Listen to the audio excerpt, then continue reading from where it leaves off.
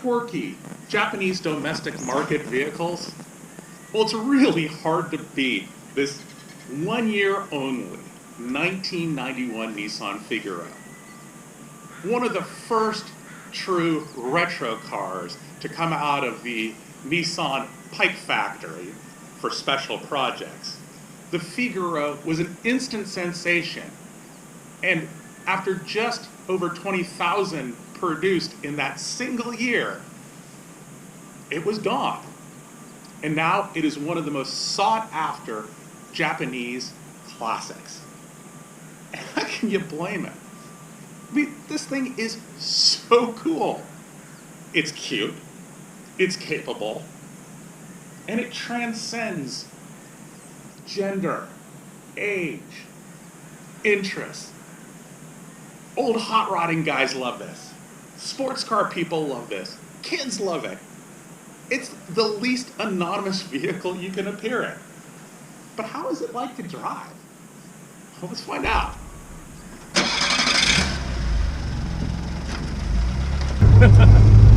So this car might have been designed to look and give the impression of a 1950s Fiat Auto Bianchi Bianchina. But from the driver's perspective, this is a purely modern 1990s touring car, and a really good one at that.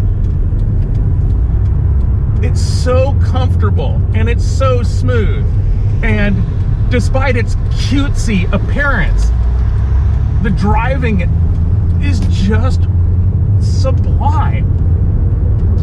You have this wonderful plastic steering wheel that recalls the old Bakelite ones from the 50s, and it just feels right in your hand. And as you're looking at these retro gauges and sitting in this beautiful leather interior, you'd expect you're in some kind of luxury car. Now, in terms of handling and ride comfort, it's smooth, but it's also pretty capable. Despite the fact that we're on tiny 12-inch tires, we can take corners with ease. You know, it's just a really great all-around ride. The combination of the great looks and the great driving dynamics and comfort, well, that was one of the reasons that this thing was so totally coveted when it was new. You had to get a lottery ticket to try to get a place in line to buy one of these things when they were new.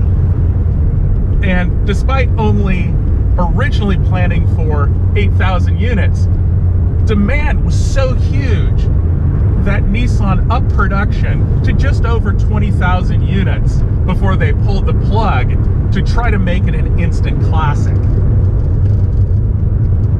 So what were the options you could have? Well, you could have one of 4 colors. Why 4 colors? One color for each of the seasons. It's winter right now, so we should be in lapis gray. But instead, it's more like a spring day, so it's maybe more apropos that we're in springtime emerald green, which really is more like a surf green. Summer, you got pale aqua, a really beautiful powder blue. And then the rarest color was fall, topaz mist, beige. Not really popular in the 90s. Depending on what color you picked for the exterior, that designated the piping on these leather seats and this center button color and the dash top color. So we've got green. And I'll tell you, this is so pretty, it's very easy being green. Standard equipment in the Figaros was actually pretty amazing. You got leather interior, a retro stereo with CD, air conditioning. And then there was a whole host of other options and doodads you could equip your car with, either from the factory or from the dealers. Things like mud flaps with a Figaro logo on it, chrome eyelids, chrome wheel arch trim. But there's one option that this car has that's really rare. Usually, cars came with very retro-inspired plastic white disc hubcaps with chrome center caps. This car, though, has the very rare and extremely coveted alloy rims. Yes, they're still 12-inch wheels, but they're valuable and really kind of cool looking.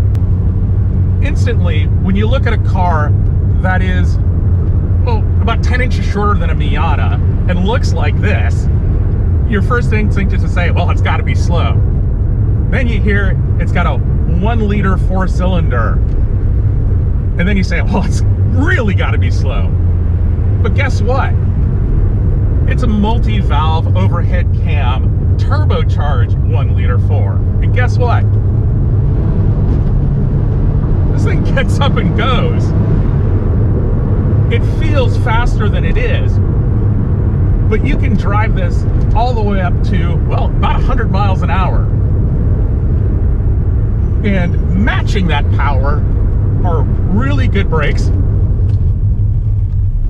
You got discs up front, drums in the rear, and chassis dynamics that are just really amazing for what this car looks like. Independent front and rear suspension, power brakes matched to power steering, and it just works, and it's so smooth. It takes bumps at speed, and when you're on this freeway, it tracks straight. Even real dedicated hot rod guys and muscle car guys, they get in one of these cars and they're amazed on how comfortable and how rewarding it is to drive.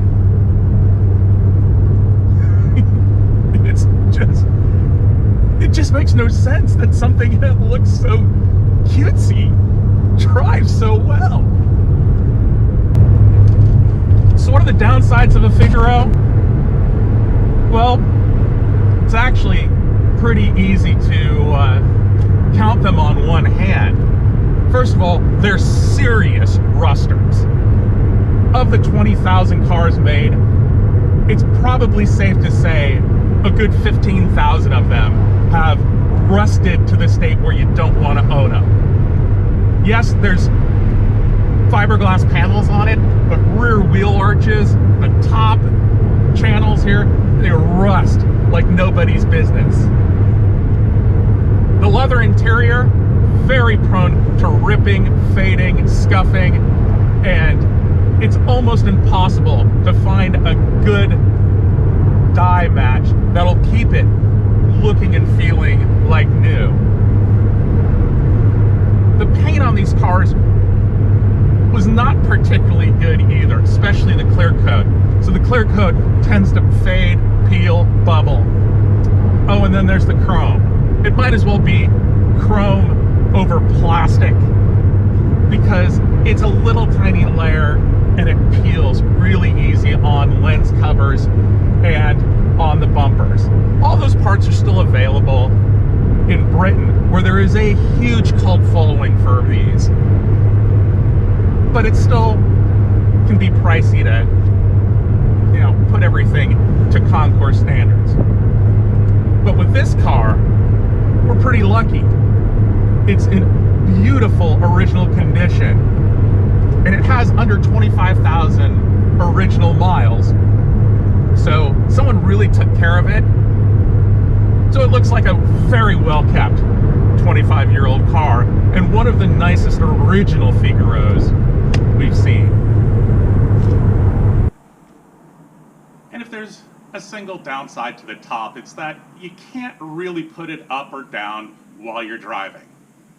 This is 1950s style, so it's a little bit of a pain, but it is actually fairly user-friendly. First, you got to reach down and hit the button to release the rear tonneau. And that's down near the steering column. Then, you got to pick this thing up and undo the snaps and lift it up. Then there are these little handles, and you pull them up and shut that. Then you got the clips. So how fast does it go 0 to 60? You know you want to know. Ready? Go. 40 kilometers, 60 kilometers, 80 kilometers, 60 miles an hour. See, not too slow. And since somebody is inevitably going to ask about fuel economy, let's talk fuel economy. Supposedly, these things are supposed to do like 50 miles to the gallon. But in reality, in mixed driving, you're going to see low to mid 30s, especially if you live in a place with hills.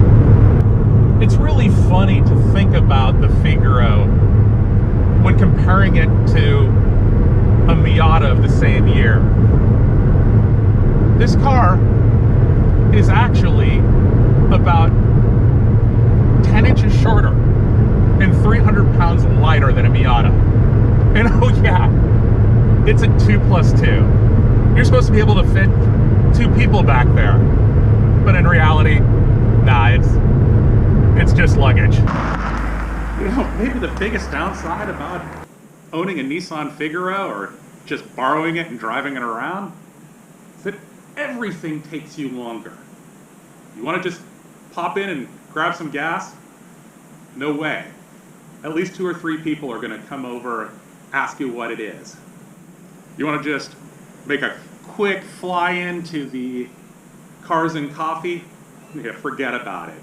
You'll be there for hours when wave after wave of hordes come over to ask you who designed it, where was it from, is it a new car, is it an old car, how did you import it, what's the color name called, how can I get one?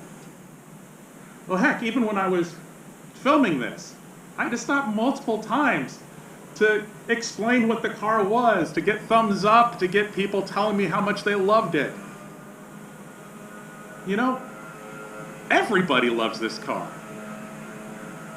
So, I guess taking that extra time just comes with the territory. And it's well worth it, because this thing's awesome. Do you want this car? Absolutely you want this car.